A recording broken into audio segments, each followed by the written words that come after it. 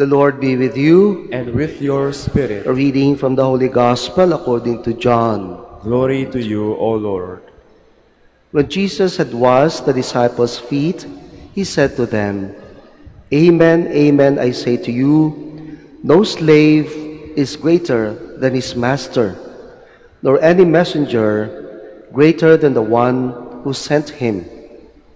If you understand this, blessed are you if you do it. I am not speaking of all of you. I know those whom I have chosen, but so that the scripture might be fulfilled, the one who ate my food has raised his heel against me. From now on, I am telling you before it happens, so that when it happens, you may believe that I am. Amen, amen, I say to you, whoever receives the one I send receives me, and whoever receives me receives the one who sent me. Brothers and sisters, the Gospel of the Lord. Praise to you, Lord Jesus Christ. Please be seated. Pagpasok ng pintuan ng kanilang bahay, sinalubong siya ng sampal at hampas ng walis. At sabay sinabihan siya, anong uring asawa ka? Anong uring ama ka? Dumating ka na madaling araw, lasing pa. At kawawa yung mga anak mo naghihintay dito sa bahay. Nagulat yung mister, sabi niya, teka, sino ka nga ba? Tinanong niya yung babae na nagsampal sa kanya. At sabi ng babae, hindi mo ba ako kilala? Ako ang bago niyong katulong. Sabay sabi, Ma'am, dito na po si Sir. Ang pamagat ng maikling kwento ay higit pa sa asawa. Maraming pwedeng mag-akto na higit pa sa asawa. Pero dito sa ating ebanghelyo, sinabi ng ating Panginoon, no slave is greater than his master. Walang alipin na pwedeng higit pa sa kanyang amo. Sa konteksto ng ating pananampalataya bilang mga disipulo at sumusunod sa ating Panginoon, tayo ay tinatawag na kanyang mga alipin. At hindi maaari na tayong mga alipin ay higit pa sa Panginoon, the Master. Sa panahon ng ating Panginoon, ang mga alipin ay walang ibang ginagawa kundi sumunod sa kanilang amo. The slave only follows or obeys the commands of the master. He fulfills what the master tells him to do.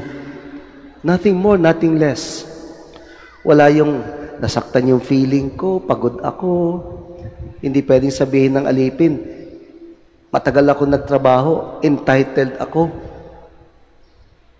Ito isang paalala sa atin kasi minsan sa simbahan, nakakalungkot man isipin na may mga taong matagal na naglilingkod and they feel entitled. Sasabihin, ang tagal ko na dito sa simbahan. Para bang sinasabi, pag may desisyon ang parish priest, kailangang makonsulta kami. Bata yung parish priest, mas matagal kami dito. Nakakalungkot. Ang tawag ni Pope Francis diyan ay yung the problem of clericalism in the church. Yun bang yung mga tao, those, especially those who are serving in the church, are acting like clerics? Siguro nakikita din sa mga pari. Nakalimutan ng mga pari na sila ay tinawag upang maglingkod, hindi upang paglingkuran. And the Lord is very clear about that. I came to serve, not to be served. Mismong ating Panginoon ay naging alipin. At kung titingnan natin ang konteksto, ng kanyang pagkasabi nito dito sa Ebanghelyo. Sinabi niya ang mga katigang ito pagkatapos hugasan ang paa ng mga alagad. When Jesus had washed the disciples' feet, Jesus acted as a slave. He gave us an example. Kaya tayo hindi pwedeng akala mo, matagal na nagsisimba, lagi nagsisimba, very religious na, mas magaling pa sa iba, mas holy pa sa iba, mas banal pa sa iba. Katatapos pa lang po ng ating elections, may nagkwento sa akin, sabi niya, alam niyo, Father, yung mga tarpaulin, nakaabot doon sa malalayong lugar, pero ni minsan walang nakarating doon na mga kandidato.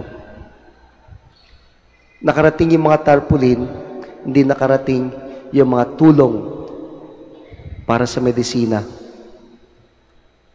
At pag nanalo, yung mga hinalal, yung mga kandidato, ewan ko lang pwede nang lapitan. Sa panahon ng campaign, lahat kinakamayan.